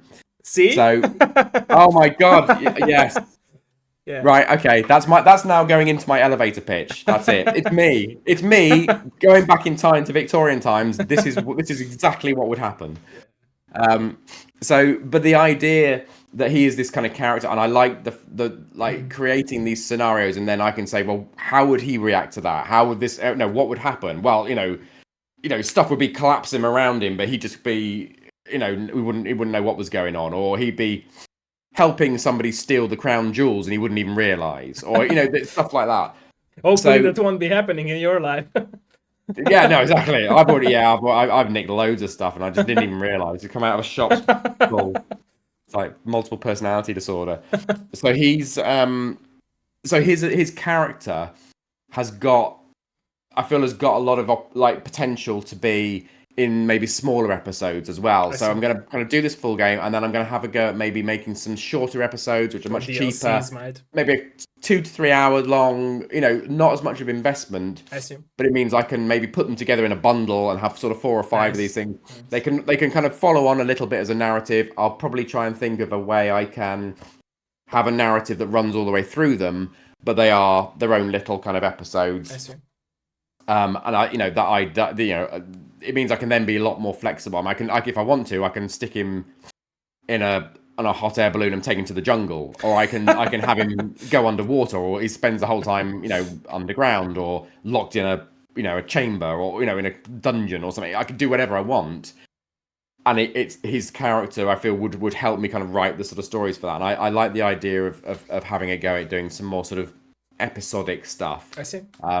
Like doing a full game is great, but it's doing an 8-hour game is much more than 8 times doing a 1-hour game. Like the first Game Jam version I did it's 45 minutes long, and I did it in 7 days. The whole like including all the voiceover, all the lip syncing, all the dev, all the artwork, everything. And I mean that was very intense. It was a Game Jam, but creating a shorter game is much easier because you can just go, here's my puzzle design for this, and it's you haven't got loads of branching stuff and then returning back to locations that now you're at the end of the game. It has to do different stuff to when it was at the beginning of the game, and then there's all the logic to make sure that when you're starting the game, when you examine an object, it doesn't accidentally tell you something that's going on in the future, and it gets a lot more complicated. Whereas if you've got a sort of much smaller game, you don't have any of that sort of branching logic to worry about, and that makes it a lot easier, a lot easier on your brain, definitely. Yeah. So you mentioned the game mechanic as time travel having in your game. Do you believe in time travel, or it will happen anytime soon in real life? Now, on a quantum level, okay. Yes. On a quantum level, there is. In theory, there are from what I've read, there are ways that quantum physics can achieve that in a way that doesn't cause a paradox. In terms of time travel for people and anyone outside the quantum realm, no, I don't believe that. I don't believe that could happen. I'd love it to be. I think it's very cool. I think it just melts my brain thinking about how that could work. And the paradox is, maybe it works with the multiverse theory. I don't know. Oh God, I don't know. I'm not a scientist. I don't know. I believe it works in your game, right? So yeah, it's like in an adventure game. Yeah, I can do what I like, but it's no. Do I believe in time? I don't. Yeah, going forwards. Yeah, I'm doing that all the time. Backwards, a bit more difficult. I'm not sure about that. But do you believe that humanity with their ideas make their ideas possible to have those ideas time travel happen in the future as well? Say that again, sorry. So do you believe in that humanity's ideas are being able to make it happen in the future as well? Like they did, for example, with a lot of ideas that they had, for example, in Star Wars movies, Oh, what science fiction? Do I think I think there's always going to be the surprising thing. I feel like when you get the slightly more. Sorry for interrupting, because I feel like a lot of people who made these stories with movies and books, they had the common knowledge of something that will happen in the future. and Oh, all these things like happens in. I think people get lucky. Would it be luck? Do you think it's luck, or either it's knowledge? I think there are so many creative brains and intelligent brains out there that can extrapolate what could happen. For Okay. every prediction about the future that's been True. correct, there have been thousands of predictions that have been incorrect by the same people as well. So it's True. like, you watch, I mean, things like Space Odyssey and things like that. I know that I remember that you had the camera phones and the things like that, or in that, and this is going back to like the 60s, Yeah. like those things, They and there already are, had the ideas of phones as well, and TVs and everything. yeah, Yeah. exactly. So, but then some stuff like clearly hasn't, or it clearly won't work. So yeah, it's God. This is a philosophical question I wasn't expecting. So do I think? Do I don't know. I think everyone's got different ideas about what the future will bring. I think if we all thought hard enough and all sat down and came up with 1,000 ideas of something that might happen in the future, like we'd probably get lucky with one or two of them. We probably say that actually. I think a lot of the sort of, if you have an understanding of the way that the human brain works and the way that humanity interacts with each other, you have a much better chance of predicting what will happen. So when you embrace the fact that basically what drives progress in a lot of ways is people's desire for money and people's desire for power and control, if you start thinking in the future of what could be profitable, what could give somebody else power over other people, what could make money for somebody, then those are the ideas that are more likely to happen in the future, because those are Yeah. the True. ones that people are motivated to do. There are people who want to do great things and they want to invent something for the sake of being creative and being Yeah. having an engineering mind, True. but they won't necessarily get the funding they need. They won't True. necessarily get the backing, of other people. So I mean, there will be stuff that's born out of necessity as well. So I think renewable energies and things like that, and that sort of stuff, hopefully, there's going to be more kind of progress made in that. But again, that's been held back by people who desire power and people who desire Yeah. money. And that's where, you're going to see anyone who predicted that there would be more fuel efficient, like fossil fuel efficient engines, would have been right, but they probably wouldn't have thought that, because that's, people like to sort of work on incrementally what's already there as well. So I think a lot of people kind of immediately sort of think, well, space travel and stuff like that. I love the idea that's been used a lot, and I do wonder about this, is things like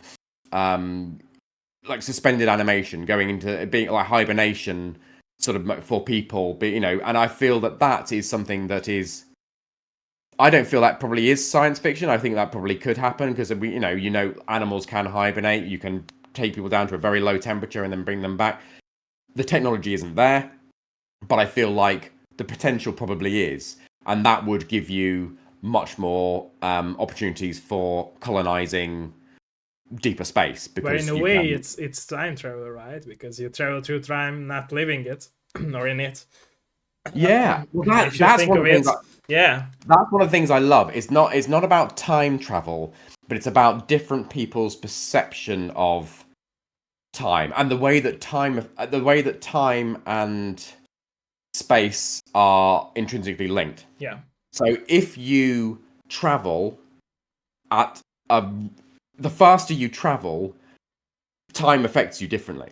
So if you go up into space and you go around the world like that, and they can do it, they've done like tests with stopwatches. You go and then you come back down again, because you've been traveling faster, and the space that you've gone through has been kind of compressed. When you come down, you are out of sync with everyone else on the planet who went at a different speed.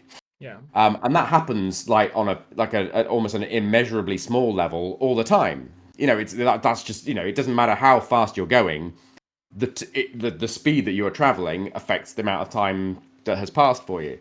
That blows my mind. I love it, but it doesn't cause a paradox. So it plays with time, but it doesn't contradict yeah, what, like, the rules of time that we kind of we understand in our tiny monkey brains. Yeah, okay. So are you planning to port your games on consoles like PlayStation or Xbox? So I've not so I've the last game I published on Switch and Xbox. I will definitely be trying to do that again. I've also in this year I've helped other devs using the same game engine as me. I've Okay. helped them to port their games to Xbox Okay. as well. So and I enjoy doing that's something I really enjoy doing is actually doing game dev for hire. So I've helped some people port their games. I've helped others with adding controller support to their games and things as well. And that's been really good fun. I enjoy that. PlayStation's a funny one. I've spoken to a few people who've released their adventure games, like point and click adventure games on PlayStation, and pretty much all of them have said it wasn't really worth it. They like doing it because then they've got the three. They've got PlayStation, Xbox, and Switch, and people like having the three. Sony, Microsoft, and Nintendo things. No longer Sega, but like having the three kind of main consoles there. But in terms of sales, I don't think it's really worth it. So I've got the PlayStation dev kits behind me there, but I've just not got around to doing it. So I probably won't do a PlayStation port for Hair of the Dog, but I will be doing a Switch port and an Xbox port, definitely. Okay. That's as long as Are you planning to do boxed versions of those? Maybe. So when I first set up Lucy Dreaming in the Nintendo kind of back end, when I first when I pitched the idea to them. So I mean, Air of the Dog has already been approved by Xbox. I haven't sent it to Nintendo yet. I just need to do that. Hopefully they'll pass it because I've already produced a game, and hopefully if that's sold enough copies that they'll go, okay, fair enough. But when you kind of create a game in their back end, you get to select whether it's a digital only release or whether it's physical and digital. And obviously there's different things different information and data you have to give them about if it's going to be a physical release and things like that. And when I did that originally, I never thought it could be a physical release. I just went digital only, much simpler, much quicker. Don't have to fill in loads of forms. Don't have to do loads of stuff. That's it. Done. Created the account. I can now look at porting it. I might, with Air of the Dog, I might tick the other box and see how difficult it is. But then I feel like I probably would need to find another like independent publisher who would help me do the physical release for that. I don't know what the process for that is. Presumably, there are. I don't know. My guess would be there will be approved printers, there will be approved box providers, there will be approved processes that need to be gone through, and you just need to pay to go, and provide the output and go through that process. So I might be able to do it myself. Limited Run Games is a great company, in my opinion. They are making box version. Limited Run Games. Limited Run. Yeah. They're making those and there are a few. There are a few out there that will do that. I'd be interested to have a go at doing it myself. I don't know what the process is, but if they can do it, you can do it as well. I don't. Exactly.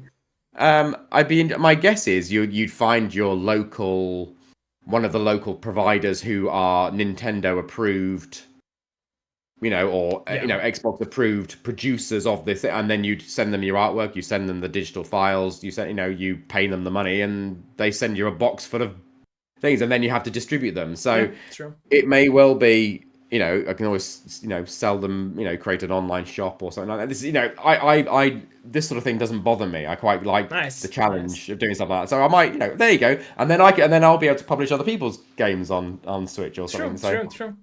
So yeah, so I'll say I'm going to become a publishing company. That's my. I probably Who knows, right? That's probably where I'll end up.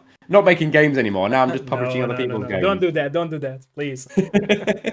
I'll have to find something else from my childhood that I want to do. True. Yeah. All the chaotic things, right? Coming together. Yeah, it's like anything I can remember. Yeah. Okay. Are you down to answer some questions from the chat? Yeah, of course. Yeah, absolutely. Nice. Okay, guys and girls, let us know if there is anything that you would like to ask. Or if there was any question, let us know. I do talk a lot, so sorry it's gone No, on for me like too, me hours. too, me too. Yeah, I love that. I love that. I love that.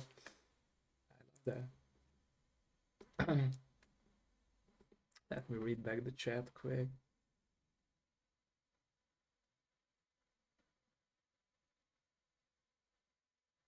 Can I share a link to the Kickstarter Sure, with you? And you sure. can Make share that in happen. Yeah, and you can also share in my Discord after I close the stream. So, because normally when I'm on things like this, I forget to actually kind of promote it or share it or anything, and then like the call ends, and I go, oh shit, I should have said that. I should have said that. Follow me on social media. Buy my games. Minnie is Wishlist on asking. Steam. Yeah. On Kickstarter coming soon. Anything. Yeah, exactly. Okay, let me read Minnie's questions. So how can you have this kindness in your heart and having it that everyone sees in this crazy world? It's So a go on. great How can question. you do? Go on. What is this? More philosophy? Go on. What was that? Yeah. How So can I? how can you still have this kindness and happiness at your heart that can be seen by everyone? Why am I happy? No, it's a question. So she stated the question like this: what's the not the idea, but the recipe behind that you could keep your kindness and happiness throughout life in this crazy world? Denial. I'm drunk right now. Okay. Drugs. No, I'm not. I I don't know, know. I know, I know. You have to sort of do. I mean, for me, like I said, not having regret, Okay. having. So I am. I'm an atheist, so I don't have any religious sort of beliefs that I'm beholden to in terms of something outside of my own existence. So I feel like what I've got now, what here this is what I've got. This is my one chance that I have to kind of to live on this You're world. trying to I maximize it, I am guess. I'm aware of my own insignificance in a kind of galactic and in a kind of universal sense. Like the influence that I have is very little, but to me as a biological life form with a brain, I I understand. I think it was Carl Sagan said it was the was it that we are basically the way that the universe can know itself. So the universe has been around for billions of years, and there will be other. I have no doubt there are other life forms, sentient life forms elsewhere in the universe, but they have evolved, and they are the only way that the particles of the universe, are able to be aware that they are particles in the universe, and it's like through kind of biological means. I think, and for me that's just kind of magical, and I feel so lucky and so happy to be alive, despite the fact that politically, environmentally, yeah. I mean, we're screwed in a lot of ways. Things go up and down. Things are bad. There will always be greedy, powerful men trying to take things from other people. That is life. That is just, again. I'm going to quote somebody else. It was Tim Minchin. I think he said, "We're just fucking monkeys in shoes," and we are. True, And it's it's true, it's true, right? exactly, and Yeah. I look at other people and I go, yeah, I don't like what you're doing. You don't like what I'm doing. We're just fucking monkeys in shoes. And it's like there's that kind of, for me, that sort of that perspective. But we are happy for getting bananas, right? Yeah, exactly. Yeah, I'm a monkey in shoes, but I love a banana. Yeah, true. Why shouldn't I? And that joy that I feel is real. So I don't get depressed about that. I don't know. I think I just don't think too hard about Have it. you ever had I enjoy what depression or hard times in your life? I have. So I did. I've not really talked about this actually, but I did. So I had an eating disorder. Oh God, when this was not before COVID. I Okay. started putting the weight back on during COVID. But sort of when I was in my late 30s. Sorry.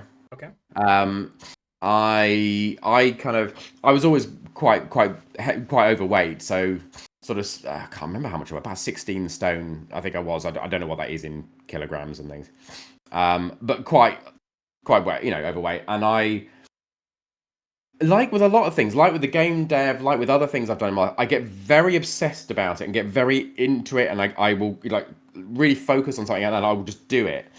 And I got very, very focused in on losing weight and getting like ultra fitness, not like muscular, but like I used to go out cycling, running, and I was running up and down the stairs thousands of times. It was insane, and I lost a lot of weight very, very quickly. A lot of people got very worried for me, like, "Are you okay?" Like, thought I was ill, thought like, "Oh God, have I got some sort of terminal disease?" Like, suddenly I lost like 4 stone. Like, just again, I don't know what that is in kilograms, but like, I don't know. I'd have to figure out. So, yeah. So, and when I was going through that I did have a level of depression that was kind of linked with that, because I would feel immense guilt about every time I ate anything. So even if I had like an apple, I would immediately feel like I had to go and run outside. So it's a form of bulimia. So traditionally, I think most people think of bulimia as like making yourself sick after you've eaten. But there are other forms of. It's basically the bulimia is the sort of the process of trying to cancel out whatever you've eaten like immediately, and having a huge amount of stress to do that. So for me it was extreme exercise. So if I ate a meal that I thought had too much sugar in it or something, I would go and cycle 40 miles. It was ridiculous, absolutely ridiculous. It was unsustainable. It made me feel depressed. It made me feel really, really kind of, I was sick. I was very ill. And I mean, I knew what was happening. Not immediate. It took me a while, because when you've been quite overweight and you lose a lot of weight, the other thing you get is a lot of people saying, "Wow, well done, really good. That's amazing. Wow, you look really good. You look fit. I'm wearing like the clothes I always wanted to wear. I'm wearing tighter suits. I'm wearing I'm feeling better about myself." And you have months of that where everyone's congratulating you for it, and it feels good. You're getting like a dopamine hit every time someone Also says, "Hey, confidence. you look good." Yeah. And I really didn't want to go back on that. I didn't want to kind of like I was really proud of the fact that I'd managed to do what I'd done. So it was very difficult to get to a point where I had to let myself get bigger, because I got dangerously underweight. So I kind of knew that I needed to put on weight, but it was a real difficult time, months, where I had to kind of do that. And it's taken a long time to get there. And I'm at a position now where I've probably put on a little bit too much weight, and I really want to lose a little bit, but I'm really worried about what that, like, I don't want to do it again.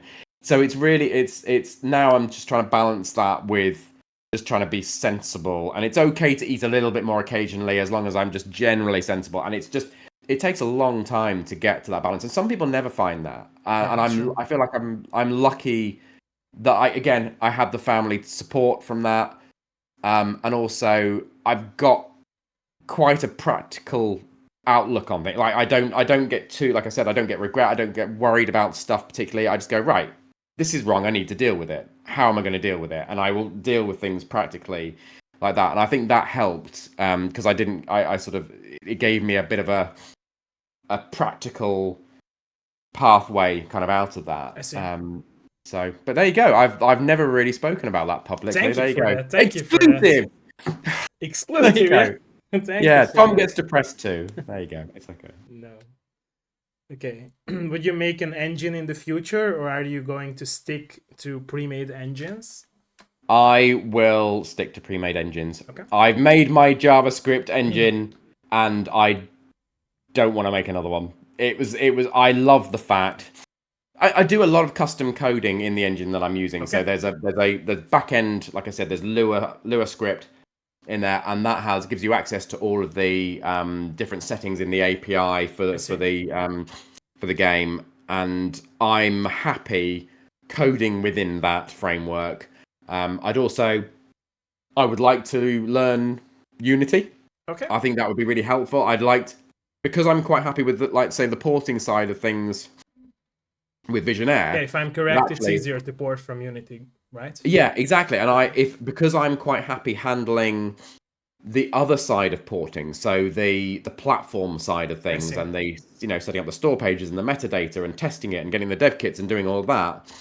That's what a lot of indie devs don't want to do. They're quite happy doing the dev. They don't want to do the porting because it's a very different thing. Whereas I quite enjoy that. So if I can learn how to port Unity games, I'm not then stuck with just porting point-and-click adventure games made in Visionaire, which is very niche. There are a few devs. There are a lot of people using it, but it is a limited number. Whereas if I can say, well, I can port a Unity game to Xbox or Switch or whatever, then all of a sudden I've got a lot more potential work there.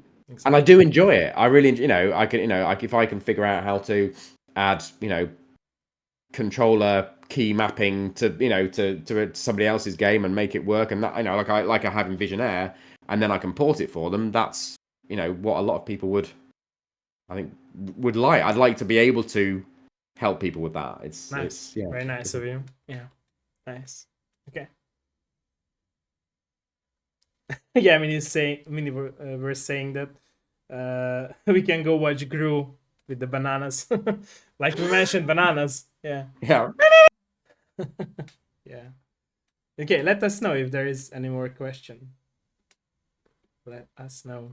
Do you normally get this philosophical with your guests as well? Yeah, always. Yeah. Oh, always. Okay. Yeah. That's my goal to because I'm always saying don't of course get me wrong, or if anyone would listen back to this interview of ours, but I always say it's always interesting to speak about the games that the developers are making, and I'm very passionate about the games as well. It's just I always want, like I said before our interview, it's for me it's somehow more important to show the person behind these games and their messages and their life, because like I said to you before our interview, that a lot of people as players forget to realize that it's actual human beings who are making these games, and they are just criticizing the games and cannot see behind the curtain. That's the problem, in my opinion. Yeah, that we are everyday humans with everyday problems, all that stuff, and a lot of people are forgetting it. I hope I haven't been too boring. I know. No, don't say that. So there is one more question that I wanted to say. Okay, go on. Because you were talking a lot about the fact that you do not have patience, or you did not have patience to things. Do you think it has changed over the course as you started developing games?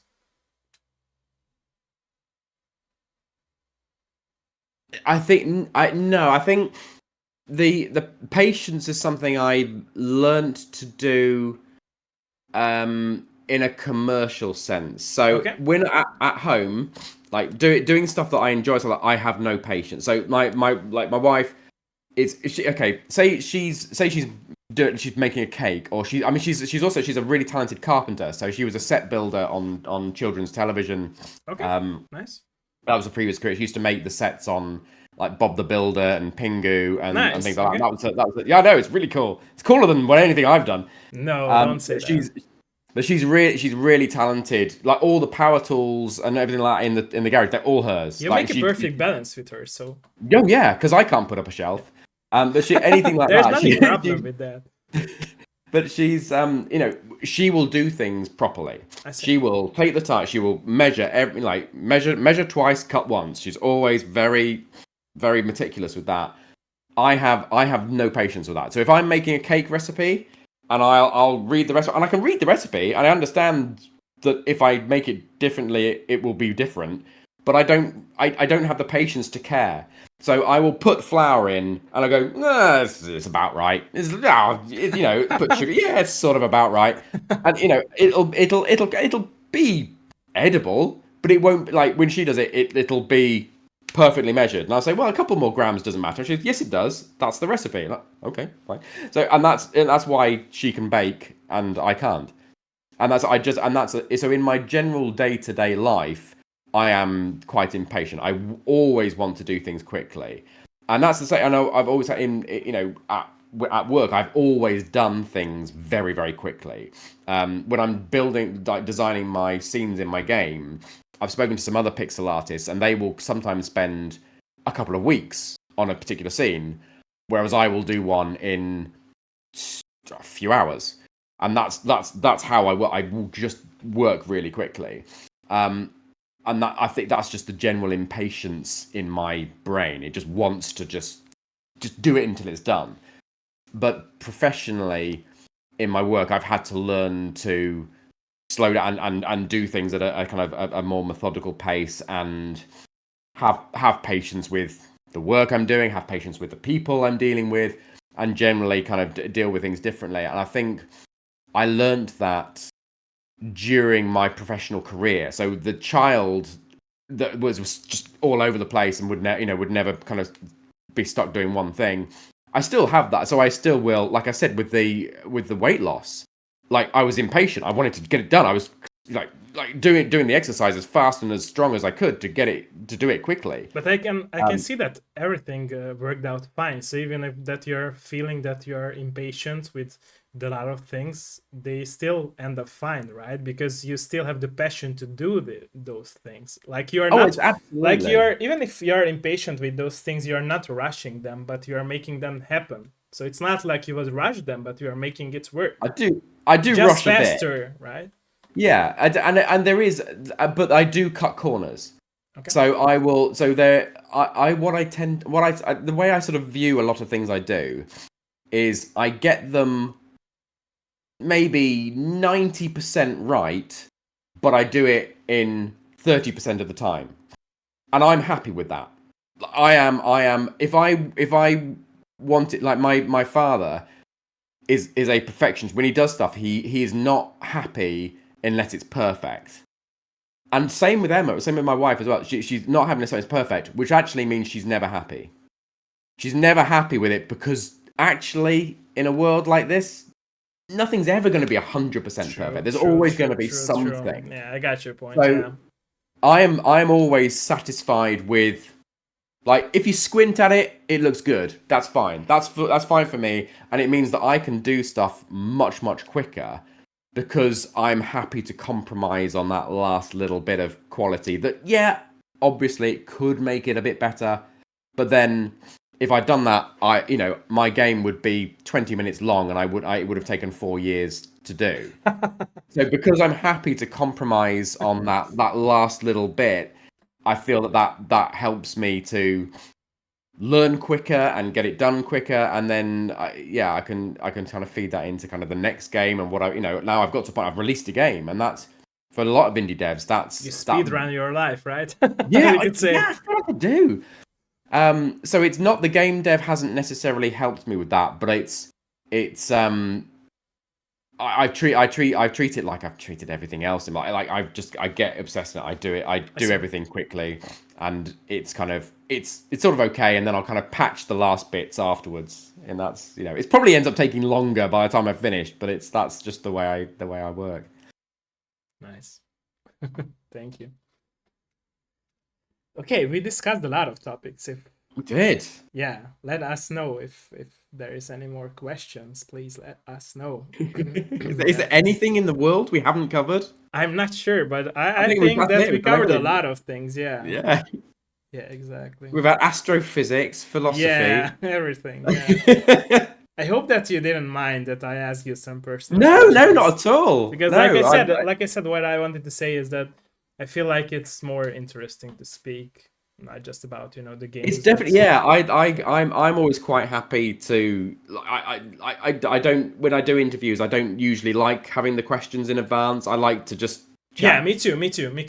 I find because it much has the more. flow, and yeah. You can go off on a tangent and just people. yeah. True. Yeah, it's always a risk, to for me to ask these personal questions, because there is Yeah. always like a risk that the other person or other people won't like be happy about it, because they will feel like it's like, I'm trying to find a treasure piece in their life or something like that. But Yeah, it's not yeah. Well, about especially that. when you're streaming live as well, because Yeah, true. sometimes like I've said things in interviews, and then afterwards because I'm just babbling, and then afterwards I've said to this, but like actually like that wasn't cool what I said there. Could you take that out? Because I didn't mean it the way it came out, and I said it wrong, and Yeah, I feel like it came across as arrogant, or it came yeah. across as like something. So a lot of the time, actually not only a couple of times, I've said, you know what, I think I'd feel more comfortable if you were able to cut that out, because I didn't mean it the way it sounded. Um, so when you're streaming live, there's nothing you can do about it. It's already out there. Yeah, but I So believe in that, what you said about like not regretting things and always well, living your that's the life thing. Yeah, by honesty. And I totally appreciate that you were very honest with us and with me about your life and about making the games that you're making. And I'm very happy that you got back to making games, and I hope that you will never stop making games, even if you have I know. Well, plans I'm to still publish enjoying games. it. So yeah. That was the thing, is like I didn't know when I'd released one game, I didn't know if my brain was just going to go, yeah, okay, I'm done now. I don't want to do it again. But I did want to do it again, and still enjoying it now. So that's, as far as I'm concerned, that's good. That's a good sign. Yeah. So as a closing question, do you feel like you find yourself by making these games? Well, I didn't realize that I was making a game and that I was the main character in the game until you said I it just helped you. now. But apparently, I have literally found myself in the game by Yeah, putting literally myself as in the well. Yeah, game. true. So I'll probably find that by the time I've finished making this game, I will have discovered more about myself than I realized. It's been really nice. For the one of the things I've really enjoyed is writing comedy, right, because I mean, but like both my games are. I'm not going to say they're funny. That's for other people to judge. But they are designed to be comedies. They are written as just a bit of silly fun. Lots of bad jokes and things. And it's nice when I've had the reviews from players and reviews from the press, kind of saying like the jokes were good. I laughed out loud. I was laughing all the way through it, or like and picking up on particular jokes that they like.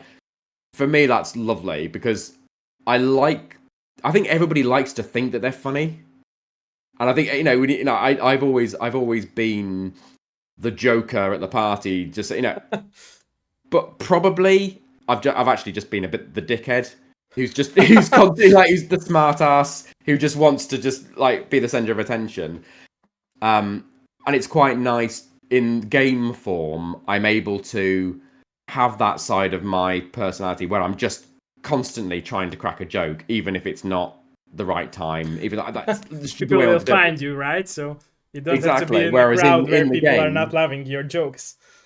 yeah, in the game, I can Yeah, be that person yeah, all the exactly, time. And if exactly. somebody doesn't want to listen to my That's jokes, they right. I can just told stop you that playing. the game character is you, right? So Yeah, exactly. But if they don't, if they want me to shut up, they can just stop playing. They don't have to listen to my jokes anymore. That's fine. They in can real just life, turn me they off. can do that. Yeah, exactly. It's like, so these games are basically just like a virtual. If you just want me to sit in the corner telling True, you jokes, true, just play true, my true, games, true. and then just I always stop as soon as believe, by the way, I always believe in that most games are made by a person to show their inner self to the other people with I their don't think you message. can I help believe in it. that. Yeah. I think any creative True, process, exactly. whether Not it's just games, but every kind of form of arts. Yeah, exactly. exactly, whether it's writing, It's drawing, just not sculpture, everyone any, realizes it until they had like a review or somebody saying it to them, or yeah. in on intention when they are making those kind of things happen. Yeah. Yeah, and a lot of people have said, like, when they've kind of met me, or they've said that they can, when they've, and if they've played the game as well, they can say like, I can hear you, like, in there, like when I can sort of like, I can see why when I read the dialogue, and I get that it's the same Yeah, that's what brain that's done why it. I was saying it, that it's very Yeah, similar to your stories and your life, and it's very nice to see that, by the way. So it's like also a message for yourself, and yeah. yeah, apparently. Oh, yeah, so but that's why it's so cathartic. It's just therapy for me. It's just gonna like I everything. I told you before that. That's it. Yeah, exactly. Thank you. Okay, Cool. I think that we covered a lot of topics, right? So yeah, That was good fun. yeah, I had fun Thank too. you. Thank you. Okay, thank you everyone who joined us today, and I'm like I said, I'm very honored that you joined us for today's episode of Lev Live Show, and yeah, thanks everyone. Have a great evening or day or night, depending where you live, and